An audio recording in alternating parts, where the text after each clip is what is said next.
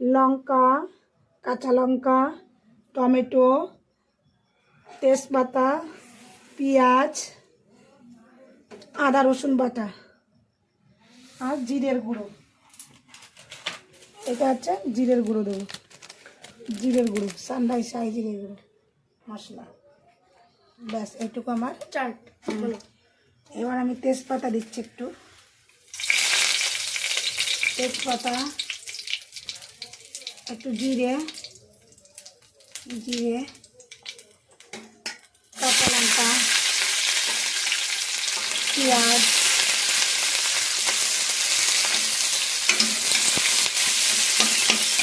কাঁচা লঙ্কা, পেঁয়াজ একটু লাল লাল হলো, পেঁয়াজগুলো লাল লাল করে একটু ভেজে নিয়ে এইবার আদা রসুন বাটা দিলাম, আদা রসুন আর টমেটো, টমেটো দিয়ে একটু কষিয়ে নিচ্ছি।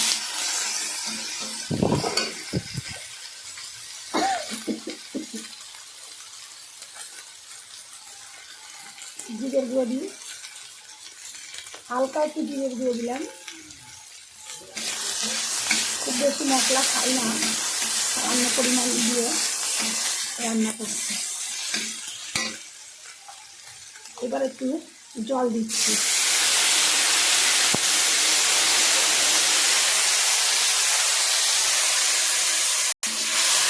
জল দিয়ে মশলাটুকু কষাচ্ছি।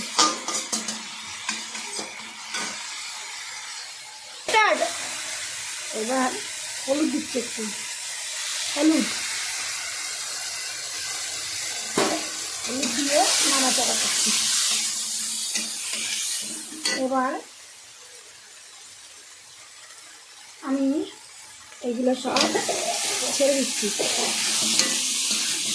এবার নাড়াচাড়া করিয়ে এগুলো আমি কষিয়ে নিচ্ছি, সয়াবিন আলু কষিয়ে নিচ্ছি। ভালোভাবে কষানো হয়ে গেলে একটু লবণ দিই,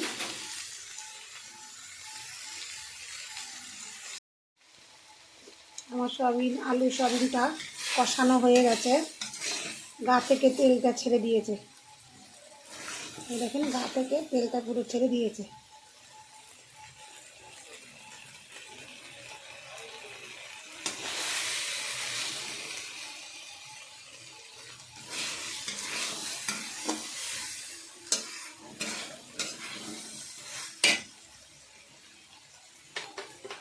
এবার আমি জল ঢেলে দেবো।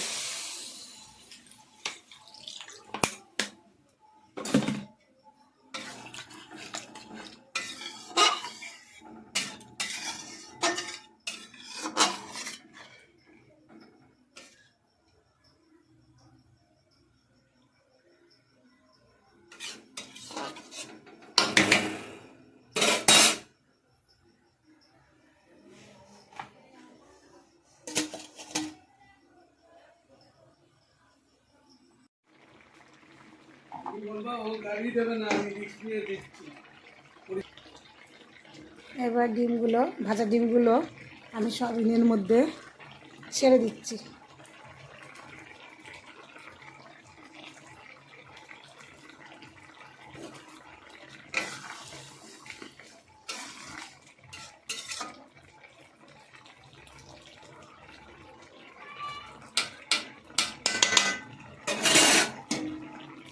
এইবার একটু ঢাকা দিয়ে দিই।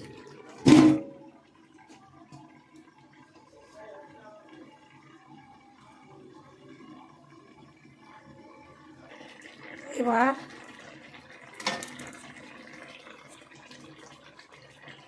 তরকারিটা রেডি হয়ে গেল। এবার সামান্য একটু গরম মশলা দেব, হালকা সানরাইজ শাহি গরম মশলা হালকা একটু দেব, বেশি না কিন্তু হালকা হালকা একটু দিয়ে নাড়াচাড়া করে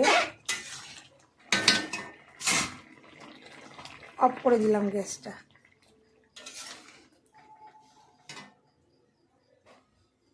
এইবার তরকারিটা, আমরা কিন্তু কড়াইটা খুব বড়। এইবার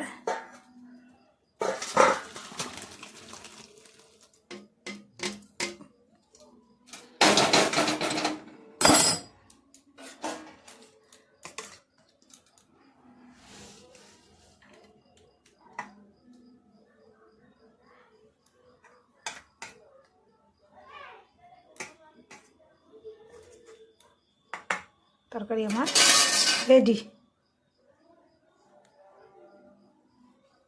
ডিম,